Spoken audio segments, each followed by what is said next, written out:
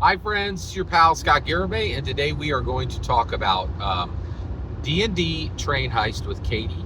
This was a $50 per person, per session, one shot. Everybody at the table paid $50 to play in this game, and this is the last session of the recap. This is the last session of the story recap. I think I might have more pages on this that I want to break out in future videos, but this is the end of the story. Okay. So, myself, Rosita, the drow fighter, and then the dwarf bard and the elf sorcerer, all player characters, right? There's three of them. There's actually a fourth player who paid his $50 but never showed, which is interesting, right?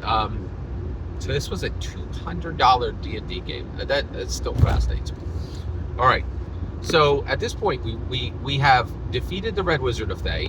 Oh, and by the way, when he falls on the rocks, his concentration spell is over.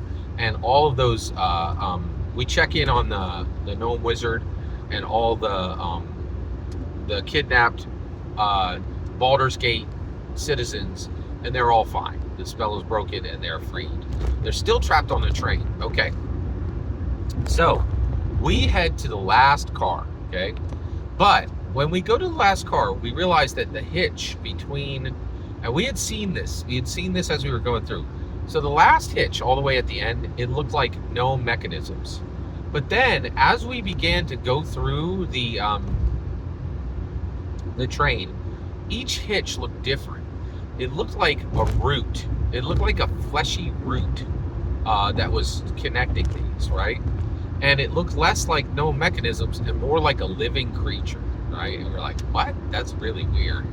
And also, the elf sorcerer did some identification spells and realized that he was getting the signs of a large living creature somewhere in the train, and bigger than anyone. It wasn't a human. It wasn't a medium-sized humanoid.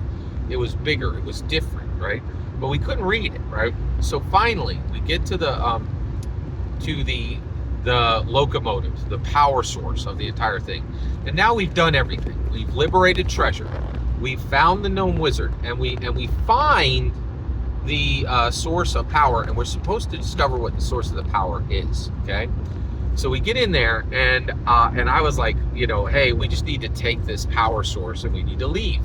And the reason why is I, Scott Garibay, thought that the story was over. I was wrong, and the other two knew that the story was over. You know how? It was a 4-hour game. I almost never play in 4-hour games. I really don't like them. I like 2-hour games. And so I thought, like, this can't possibly go any longer than it's already gone. But it did, right? And so what happened? So at this point, we go to free the power source. And oh my goodness, guess what? The train is a gigantic mimic. The entire train was a mimic.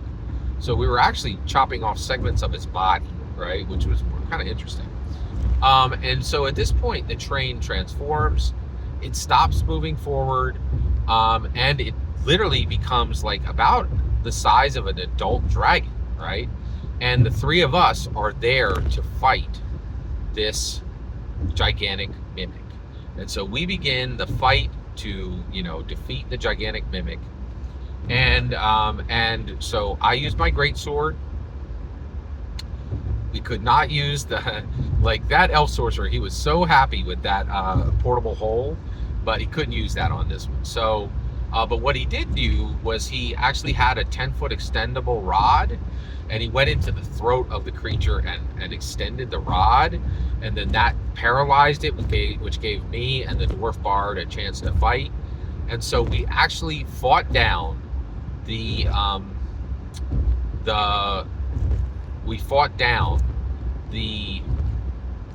gigantic mimic train and destroyed it, right? And actually, and we had also discovered the source of power. It was a gigantic mimic that the Red Wizards of Thay had, like, trapped in their in their servitude, right?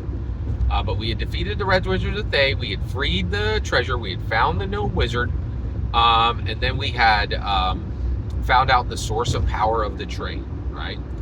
The last thing is, Dungeon Master Katie gave each one of us a last beat and said, how are you going to end this, right? So the Dwarf Bard went back to a great place and actually performed tales of our adventures at this very nice high-end Baldur's Gate restaurant. Like did bard performance, which I thought was pretty cool. The elf sorcerer then dug into all these different magic. Oh, and by the way, I didn't say it earlier, but the dwarf bard actually got a luck blade with a wish spell. Luck blades have a wish spell, and so he actually ended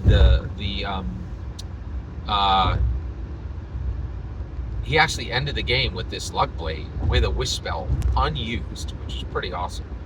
The elf sorcerer did a lot of work to identify all of the magical items that we got from this thing.